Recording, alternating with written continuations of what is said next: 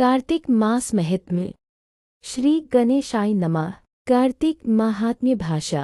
एक समय नैमिषारण्य में पुराणों की कथाओं को सुनने के निमित्त एकत्रित हुए 88,000 ऋषियों ने श्री सूची से कहा, हे ब्राह्मण, आने वाले कलयुग में प्राणियों का उद्धार कैसे होगा? आप कृपा करके कोई सरल उपाय बताएं। उनके इस प्रश्न का उत्तर देने के लिए वेदव्यास जी के शिष्य श्री सूची, जो सब पुराणों की कथाओं को अपने गुरु की कृपा से भलीभांति जानते थे, कहने लगे कि हे ऋषियों, कलयुग में सब पापों का नाश करने वाला कार्तिक महात्म्य है, जो न्याय प्राणी इसका व्रत तथा उद्यापन नहीं कर सकते, वे इनका नाम सुनने मात्र से फल प्राप्त कर सकते हैं। आप कृपा कर इसका महत्व एकाग्रचित होकर सुने। एक अथ पहला अध्याय। नैमिषारण्य में वास करने वाले शौनकादि 88,000 ऋषियों ने श्री सूची से कहा, हे ब्राह्मण, आप हमारी इस घोर कलयुग से रक्षा करने के लिए कोई सरल उपाय बताएं। उनका यह प्रश्न सुनकर श्री सूची कहने लगे कि हे ऋषियों,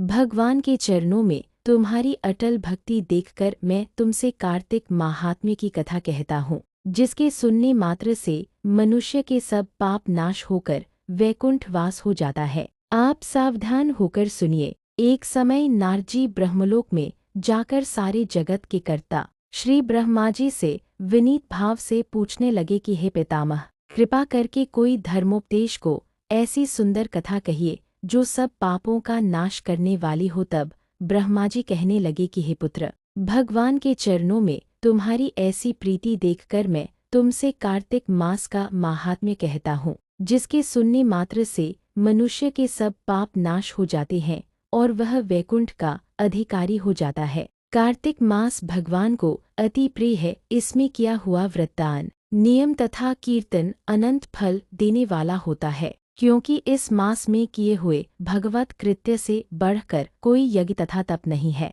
अतः सारे संसार की भलाई के लिए तुमने अति सुंदर प्रश्न किया है। मैं इस कथा को तुमसे कहता हूँ, तुम सावधान होकर इसकी विधि सुनो। व्रती मनुष्य प्रातःकाल ब्रह्म मुहूर्त लगभग 4 बजे उठकर शौचादि से निवृत्त होकर 12 अंगुल लंबी सुगंधित वृक्ष की दातुन करे, परंतु श्राद्ध के दिन, सूर्य तथा चंद्रग्रहण के दिन, एकम, अमावस, नवमी, छठ, एकादशी तथा रविवार को दातुन न करे। जिस दिन दातुन न करनी हो उस दिन पानी से 12 कुल्ले करके मून को खूब अच्छी तरह से साफ कर लेवे। जब 2 घड़ी रात्रि रह जाए तो काले तिल, चंदन, चावल, फूल या कुशा लेकर तालाब, कुंड, नदी या संगम तथा किसी तीर्थ स्थान में जाकर भगवान से प्रार्थना करे कि भगवान, आपकी और श्री लक्ष्मी जी की प्रसन्नता के लिए मैं कार्तिक मास में स्नान करूंगा। इस प्रकार संकल्प करके श्री गंगा जी,